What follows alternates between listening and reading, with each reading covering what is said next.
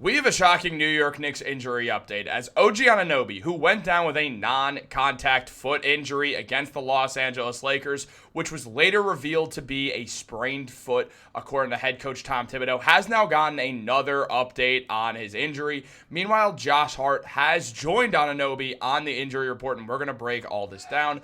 What's up, guys? Welcome back to Knicks Digest. It's Chris here. And guys, if you are enjoying the content and have not subscribed, make sure to subscribe to the channel. If you're part of that 66% watching that has not subscribed and you want daily New York Knicks news, rumor reports, updates on trades, updates on injuries like this video here, the most fun live streams you're going to find on any sport on this channel as well. Meanwhile, we do have some YouTube Reels as well, YouTube Shorts as well. I'm getting all these fake TikTok things made up. And speaking of TikTok, or mixed up, speaking of TikTok, we also have one of those, so make sure to follow us there. But let's jump into this. OG Anunoby has received a New York Knicks injury update on his sprained foot. Now, we know that it is a sprained foot. That was confirmed by head coach Tom Thibodeau, who does not often confirm New York Knicks injuries. So the fact that Tibbs confirmed that it was a sprained foot is certainly a sign of him wanting to get ahead of things and wanting to kind of give everyone a bit of a relaxed demeanor, knowing that OG didn't tear anything, because when people go down with non-contact foot injuries,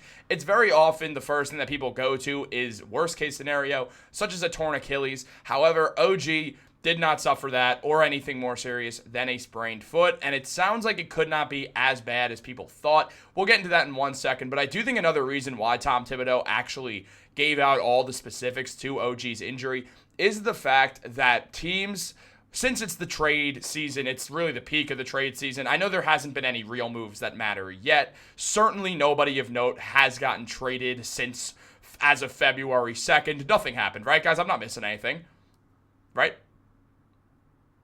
But in all seriousness, look, OG, with him going down with the injury, NBA teams are going to be calling the Knicks and saying, what do you want from us? And are going to try to drive the price up for specific players to the New York Knicks because of the sheer fact that, well, the teams know how useful OG Anunoby is and how much the Knicks value him. So they would try to kind of fleece the Knicks or up the price of guys the Knicks might want who can replace OG Anunoby for the next couple weeks while OG's recovering. However, now we have a much better update from the New York Knicks, as it was revealed by Ian Bagley that the Knicks are listing OG Anunoby as questionable for tomorrow's game versus the Houston Rockets due to a right foot sprain. Now, since this video is coming out late Sunday night, a lot of you guys are seeing this the same day as the Knicks playing Houston. And Anunoby, it's possible that he plays. I don't want him to, but it's certainly possible. And that's such a great sign that it's definitely a grade 1 sprain and nothing more, or OG would not literally be able to play basketball. So the fact that this is what it is a huge sign that OG will not be out for long. OG is a guy who usually misses a month every season with an injury. The man's fairly injury prone. You kind of have to take it with all the greatness that OG brings, that he is going to miss some time, and hopefully he'll be healthy for the playoffs. Obviously, he was healthy for the playoffs with the Knicks until he wasn't, going down with a hamstring injury. Had OG been there, the Knicks probably would have beat the Pacers in 6 games and not have had to go to that horrible Game 7 that was a nightmare.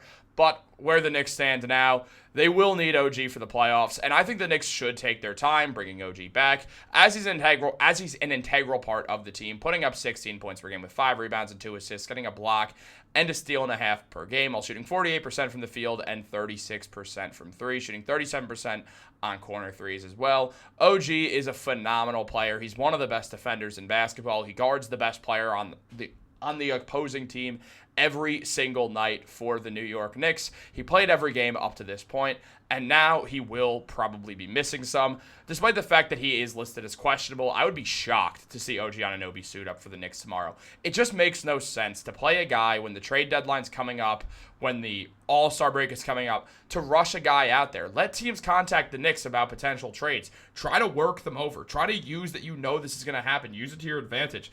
And part of the fact is you can now come back with, well, OG's going to be healthy in a couple days anyway. We're going to be fine. We're just going to wait till after the All-Star break, which is what I hope the Knicks do. I don't want to see OG Anunoby on the court before the All-Star break because OG's health matters in the playoffs more than it does now. He's had a lot of mileage on him this season. He's top in the NBA in miles traveled. He's not number 1, but he's like number 2 or 3, with Josh Hart being number 1, Mikal Bridges being number 2, or the other way around, depending on which day you're looking at it. Usually it's Mikal. But we know how big of a role these Knicks starters who aren't Jalen Brunson and Karl Anthony Towns are asked of when it comes to minutes. And, well, Josh Hart fires back at them saying the minutes please doesn't matter and all that. I might disagree a little bit, but where the Knicks are at, I would like OG Anunoby to take a bit of a break while he recovers from that foot so it doesn't become a nagging injury. The foot is weird. You don't want to put too much pressure on it. OG's a big guy. He's 6'8". He's built up. He carries a lot of weight. There's a lot of weight going on those feet. There's a lot of minutes that he's running hard at. It would not be the worst thing in the world for OG Anunoby to slowly take this injury back and then just get revamped and ready to go by the second half of February. Once the All-Star break is over on the 20th, the Knicks then can go in there and make some calls and some decisions on when to bring OG back, which would probably just be the following game or something, which is perfectly fine for me. I think that's what makes the most sense for the New York Knicks today in order for them to get the most out of OG. Now, a doctor did talk about this. Sports doctor did mention that OG has a right foot sprain, and it was not more concerning, or it was not a more concerning injury with no contact. And there are multiple different options for severity here. With the x-rays being negative, that's a very good sign. This most likely was a mild grade 1 midfoot sprain, which is consistent with negative x-rays.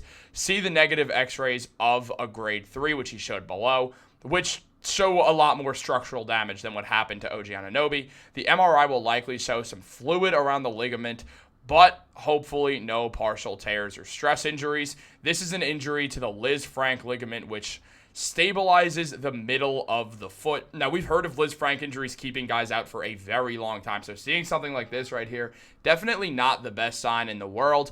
But as this doctor put it, it's most likely a grade 1 sprain, meaning that OG will be back in 1 to 2 weeks. Now, given in 1 to 2 weeks is the All-Star break, and that's why I'm saying give him the extra time off. Let OG kick up his chair, hang out, work on his upper body, work on some cardio stuff, light stuff, nothing crazy, just so we can ramp up and get a little bit of a break also. I mean, obviously the All-Star break is for getting a little rest in the midst of a long NBA season. I mean, there's 82 games. There's a lot of this going on. OG's played every single one of them, playing very high minutes. It's not the worst thing in the world to give OG Anunoby a bit of a break. Look at him above there. He looks great. This after a summer of rest. Let him get a little bit of rest in. Let him hang out for a bit. Let him do his thing, and then comes back and continues to be one of the best defenders on the planet.